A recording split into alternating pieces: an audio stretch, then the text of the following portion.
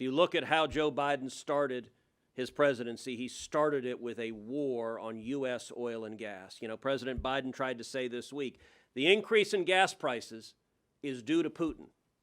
I understand the Russians are the favorite talking point for Democrats. We spent 4 years under Trump hearing Democrats say Russia, Russia, Russia, and now the Biden White House wants to say all of the disaster of inflation, that's Russia's fault too.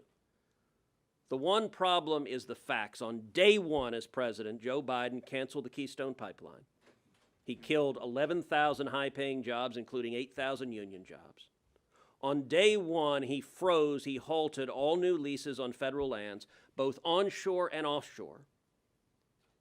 And shortly thereafter, he halted development of ANWR, the incredibly rich, small portion of Alaska that has vast petroleum reserves.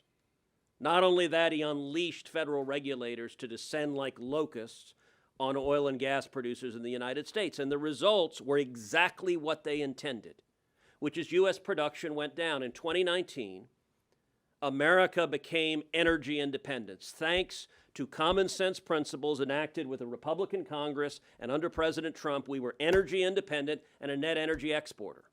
Last year, under 2021, we lost that status. We are now a net energy importer, thanks to the disaster of the Biden energy policies. As the rig count plummeted, our production plummeted, and when supply drops, prices skyrocket. Before Putin ever invaded Ukraine, gasoline prices in the United States had risen 48%. And their latest talking point is there's all these wonderful permits that just the oil companies, for whatever reason, don't want to drill upon.